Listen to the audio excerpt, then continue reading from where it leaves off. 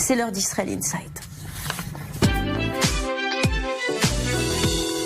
Et de Paris à New York, la Fashion Week a ouvert ses portes hier à Tel Aviv, au Guindy Fashion Mall. La ville blanche s'affirme comme la destination branchée du Moyen-Orient. Une semaine de la mode aux couleurs des designers venus des 4 coins du monde. Tout y est, vous allez le voir, défiler, tapis rouge, strass et paillettes. Samuel Calvo n'a rien raté de cet événement. Regardez. La Fashion Week de Tel Aviv a débuté hier soir. Pour cette 5e édition, le défilé se déroule dans le tout nouveau centre commercial Guindy consacré à la mode dans le centre de Tel Aviv. L'ouverture s'est faite autour de la marque israélienne Gotex qui célèbre son 60e anniversaire. L'enseigne israélienne de maillot a commencé le show par une rétrospective de ses plus belles créations pour ensuite entamer le défilé avec l'essentiel des tenues phares de la marque durant ces 6 dernières décennies portées par les mannequins vedettes génération après génération. J'ai participé au défilé qui a montré toutes les plus belles pièces de la marque depuis sa création et je suis venue accompagnée de ma fille qui fait des études de médecine. Ma mère ne m'a jamais poussée à suivre ses traces, mais j'ai beaucoup aimé la voir défiler ce soir. Un début de défilé atypique qui ose braver le diktat du jeunisme très largement constaté sur les défilés contemporains. Dans la deuxième partie, nous avons pu assister au défilé de la nouvelle collection portée par des mannequins plus conventionnels. Un défilé capable de rivaliser avec les Fashion Weeks internationales selon les mannequins. Je reviens à peine de la Fashion Week de Londres et j'ai défilé là-bas et j'ai vu énormément d'Israéliens travailler dans les coulisses, mais aussi défiler et être créateurs. Aujourd'hui, nous pouvons prétendre rivaliser à armes égales avec les autres Fashion Week européennes ou américaines. Nous disposons du même budget, mais également des créateurs très talentueux, ce qui est assez incroyable. Des mannequins israéliennes d'origine variée qui font en partie la force du pays sur la scène internationale. Nos mannequins en Israël sont incroyables parce qu'elles viennent du monde entier et c'est ce qui les rend uniques. La plupart des mannequins ici ont des origines mélangées. C'est ce qui fait la force de nos mannequins. Que ce soit Bara Faeli, Gal Gadot ou Nibar, elles ont toutes des origines différentes. Et la Fashion Week israélienne de Tel Aviv ne fait pas exception à la règle et ramène son lot de fashionistas qui interprètent la mode à leur manière.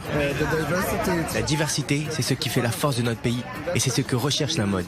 D'être différent, d'être créatif, de se démarquer.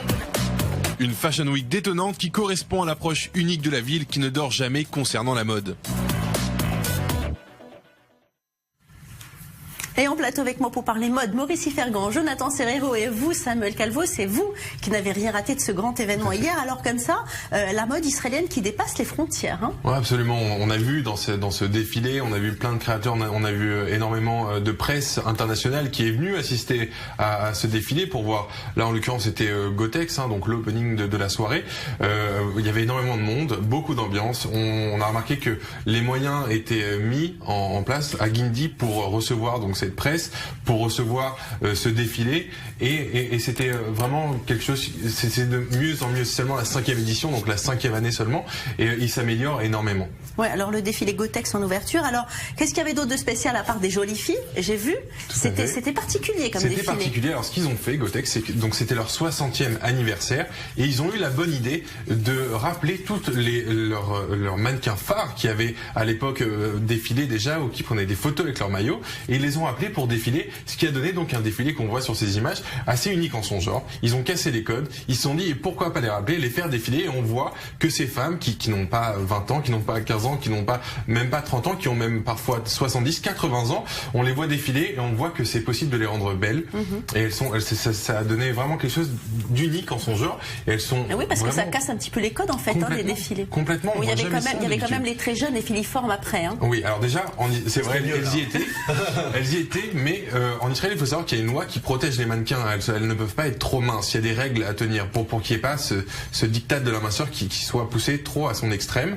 Et donc, on a vu les mannequins ensuite qui sont plus jeunes, mais ça reste des mannequins qui gardent forme humaine, si je peux me permettre de parler ainsi. C'est un défilé qui reste respectueux des jeunes femmes et qui donne un exemple relativement plus logique, plus légitime de ces femmes qui peut-être un petit peu plus jolie de la femme. Alors justement, nous avons eu le privilège de pouvoir accéder au backstage. Ce sont les coulisses du défilé. Comment se prépare une Fashion Week? Pas n'importe comment, vous allez le voir, beaucoup de tensions, non seulement pour les designers, mais aussi pour les mannequins. Vous allez rencontrer Motiref, notamment l'un des gourous de la mode ici, et Neta Alchimister, mannequin star. C'est la marque de maillot de bain Gotex qui a ouvert les festivités. Regardez.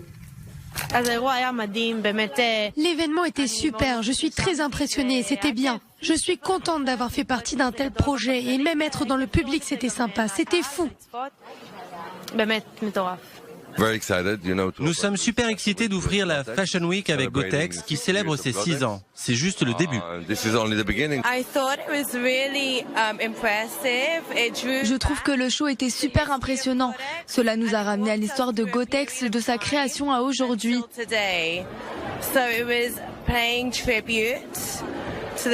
Un hommage est donc rendu à son fondateur et j'ai vraiment apprécié qu'il fasse défiler aussi bien les anciennes générations que les nouvelles. Le design est merveilleux, stylé et sensuel. C'était extraordinaire, on a adoré. Je pense que tout ce qui est relatif à la mode israélienne est extraordinaire. Hello la France, je vous aime. Bonjour French. Et cette Fashion Week, Maurice Ifergan, qui a ouvert ses portes au mall Gindi à Tel Aviv. Alors pourquoi pas au parc des expositions ou pourquoi pas finalement dans un grand hôtel? Exactement, Valérie, je voudrais pas jouer le trouble fête, mais il y a quand même des questions qu'il faut poser sur cette Fashion Week. Alors je sais bien que ce n'était pas le rôle de Samuel qui est allé voir des jolies filles, mais c'est peut-être mon rôle ici de poser la question. D'abord, pourquoi la Fashion Week qui était prévue à l'origine en février a été repoussée au 12 mars? Tout simplement parce que le centre commercial de Monsieur Gindi n'était pas prêt. Il faut savoir que Gindi, c'est un homme d'affaires qui a financé, un promoteur immobilier, qui a financé toute la Fashion Week du premier jusqu'au dernier sou.